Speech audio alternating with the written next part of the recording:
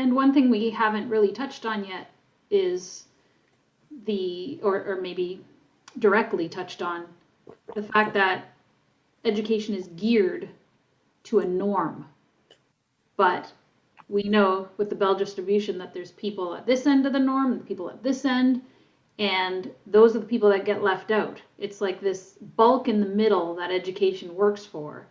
They're able to consume facts quickly, they're able to put two and two together, figure it out, and figure out what they have to do, but the rest of the kids get lost. And maybe this pandemic, like it's forcing so many businesses to change their model because things are moving online now, and going forward, it sort of pushed us forward faster in transitioning things that were outdated to get with the times.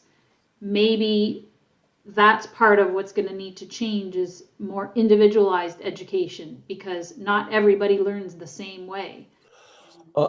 So I want to unpack what you just said, because there are a lot of stuff in there. Mm-hmm. The last thing you said, I'll start with first, which is individualized education needs to be the norm. And of course, that's the only answer. But a teacher will tell you, I can't do individualized education in the group setting. But you can.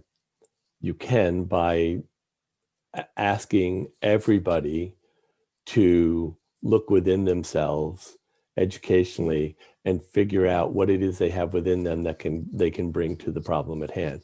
That's what education is. So of course you can do that. But the other thing you said, I think, is what education would like you to believe. Educational systems would like you to believe, here's the bell curve. We have limited resources. We're teaching to the center of this bell curve, and they are getting the education, so we're covering 95% of the people, and 2 standard deviations away, we're not covering.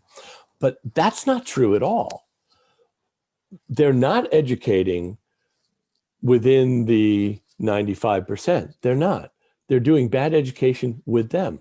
So explain, if we're doing good education, explain to me why 70% of high schoolers report crushing anxiety every day. Why are they so anxious before the pandemic? This is before the pandemic, when education was cooking along exactly the way it was supposed to.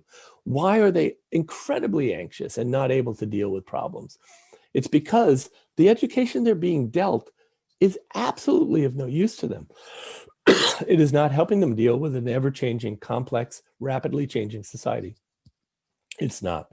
So I think it's a fallacy that education is dealing with kids who are in the norm. Truthfully, Daria, I think education gives bad education here, and then as you get out in the tail up high, where what we would call gifted classes are taking place, those classes actually are pretty good. They're STEM classes, they have cool things, they're creative problem solving, they're building things, they're doing, like, those classes are pretty good. But then this big lump of classes are not so good. And then of course, the attending to people who are traditionally at this tail is really bad. So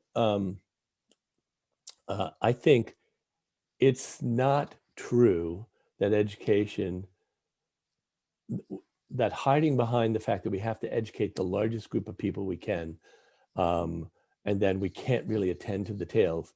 I think that's not true. I don't actually think that actually happens. I think we love to attend to the kids who will wear goggles and Bunsen burners, but we are not attending to the people who have these tremendous talents, which are not recognized in the way we measure intelligence, which are not, our intelligence tests fail them drastically.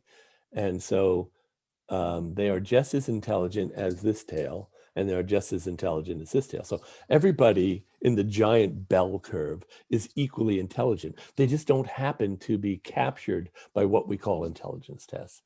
And so I think we're doing a bad job with almost everybody, except for where we have special classes with small class size, and you're in the gifted program now.